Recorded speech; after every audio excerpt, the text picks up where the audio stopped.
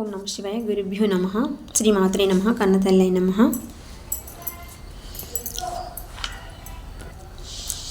పొరపాటున చేజారిన తరుణం తిరిగొస్తుందా?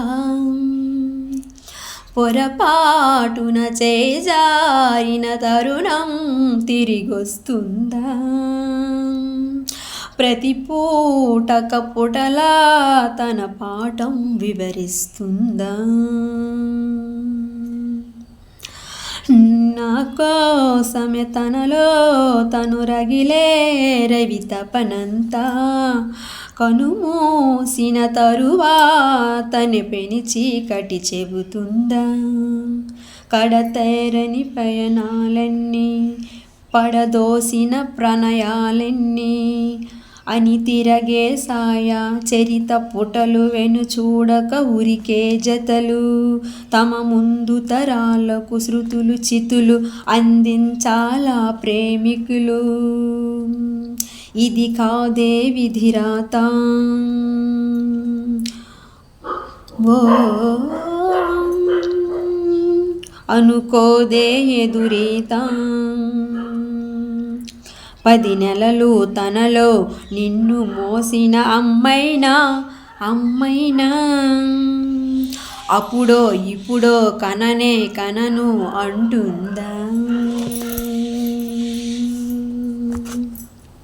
ప్రతి కుసుమం వినదే, ప్రతి కుసుమం తనదే అనదే విరిసే కొమ్మైనా గుడికో జడకో సాగనంపక ఉంటుందా?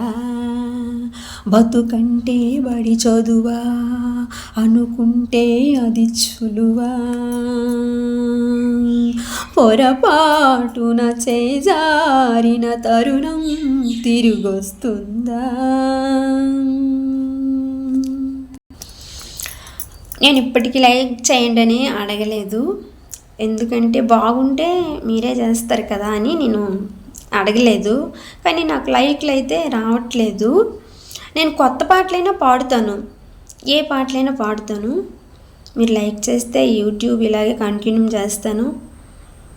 లైక్ చేస్తే కదా అండి యూట్యూబ్ వాళ్ళు మరింత పెంచుతారు. మరింత నేను కూడా వాళ్ళు పెంచితే నేను కూడా పాడాలనిపిస్తుంది. కొత్త కొత్త పాటలు కొత్తమైన పాడేస్తాను. లైక్ చేయండి. లైక్ చేయండి అంటే ఎందుకు అంటున్నానంటే ఈ యూట్యూబ్ నేను కంటిన్యూ చేయాలని అంటున్నాను, మీకు పాటలు అందించాలని అంటున్నాను. నాకు పాటలు అంటే చాలా ఇష్టం, అన్ని పాటలు పాడుతాను. అది క్షమించండి.